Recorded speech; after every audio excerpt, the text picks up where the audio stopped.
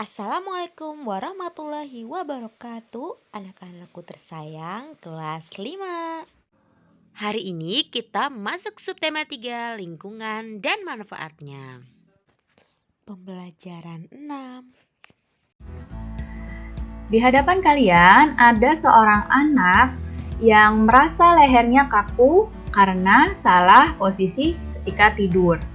Nah, gangguan pada otot seperti itu bisa terjadi karena kebiasaan yang salah. Apa saja ya penyebab gangguan atau penyakit pada otot manusia? Penyebab yang pertama bisa karena pembawaan sejak lahir. Kemudian, penyebab yang kedua bisa karena infeksi bakteri atau virus. Dan penyebab yang ketiga bisa karena kebiasaan yang salah. Nah, yang paling sering nih penyebab gangguannya karena kebiasaan yang salah. Beberapa contoh kebiasaan yang salah yang dapat mengakibatkan otot kita menjadi sakit. Yang pertama, membaca buku dengan posisi tidur. Kemudian, membawa beban yang terlalu berat. Berjalan dengan tubuh membungkuk, tidur dengan posisi yang tidak benar, dan menulis dengan posisi duduk yang tidak benar. Kebiasaan-kebiasaan ini jika terus-menerus dilakukan, maka akan menyebabkan otot kita akan menjadi gangguan. Menjaga kesehatan organ gerak, terutama otot, sebenarnya dapat kita lakukan sejak kecil melalui penerapan gaya dan pola hidup yang sehat serta makanan yang sehat. Jika dilakukan sejak kecil, maka akan menjadi kebiasaan hingga kalian dewasa nanti dan otot kalian akan tetap sehat sampai kalian dewasa nanti. Bagaimana ya cara mencegah terjadinya kelainan pada organ gerak? Yang pertama, dengan memperbanyak mengkonsumsi sayuran dan minum susu berkalsium. Kemudian yang kedua, agar terhindar dari artritis, sebaiknya selalu menjaga metabolisme asam urat di tubuh dengan membatasi makanan yang dapat memicu meningkatnya asam urat. Yang ketiga, agar terhindar dari lordosis, kifosis, dan skoliosis, sebaiknya melakukan olahraga yang teratur dan menghindari kebiasaan sikap tubuh yang salah, terutama ketika duduk ya. Ketika duduk, kalau posisi duduknya salah akan menyebabkan kelainan lordosis, kifosis, dan skoliosis, dan itu tidak kita sadari. Kalau sikap duduk kita benar, maka kita akan terhindar dari lordosis, kifosis, dan skoliosis.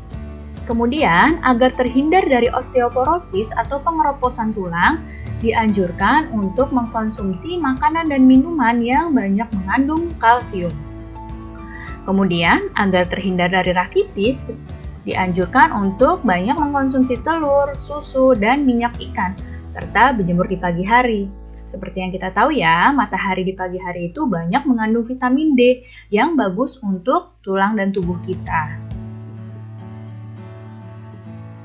Nah, sekarang kita akan membahas langkah-langkah membuat cerita berdasarkan ide pokok. Sebelumnya sudah pernah Ibu bahas, sedangkan sekarang akan kita bahas kembali atau kita ulas kembali. Yang pertama, langkahnya adalah menentukan topik dari cerita yang akan kita buat. Apa topiknya yang mau ditulis apa? Kemudian, setelah menentukan topik, kita menentukan ide pokok dari cerita tersebut. Setelah dapat ide pokoknya dikembangkan menjadi kalimat utama. Kita buat kalimat utamanya. Setelah jadi kalimat utamanya, langkah berikutnya membuat kalimat pengembang yang mendukung kalimat utama. Langkah selanjutnya merangkai kata-kata hingga menjadi cerita yang urut, dan jangan lupa perhatikan ejaan dan pemilihan kata-kata dalam cerita tersebut. Kemudian tentang komik. Kemarin kita sudah membahas ya tentang komik. Nah, bagaimana cara membuat komik seperti gambar di samping? Sebelum kita bahas cara membuat komik, coba perhatikan dalam komik ini ada berapa frame gambar? Ya, ada 4 frame gambar. 1, 2, 3, 4. Kemudian, ada berapa balon kata pada komik ini? Ya, ada 6. 1, 2, 3, 4, 5, 6. Nah, sekarang kita akan bahas cara membuat komik seperti gambar di samping. Berikut langkah-langkah membuat komik. Yang pertama, sebelum membuat komik, kita harus tentukan dulu tema komiknya tentang apa. Setelah tentukan temanya, kita buat judul dari komik tersebut. Setelah menentukan tema dan judulnya, baru kita membuat sketsa. Membuat sketsa ini biasanya menggunakan pensil. Kita tuangkan ide cerita dalam gambar secara garis besar. Buat sketsa ini jangan lupa pakai pensil ya. Baru setelah membuat sketsa, masuk tahap memberikan tinta. Yaitu di sini penegasan garis sketsa dengan menggunakan tinta. Tadi kan tintanya masih pakai pensil. Pemberikan tinta untuk penegasan garisnya bisa dengan menggunakan pulpen untuk menggambar atau dengan spidol. Kemudian setelah ditebeli, sudah diberi tinta, kita lanjutkan dengan memberi warna. Nah, pemberian warna ini dapat dilakukan dalam dua tampilan. Bisa dengan banyak warna, bisa juga dengan hitam putih. Nah, yang terakhir setelah diberi warna, baru membuat teksnya.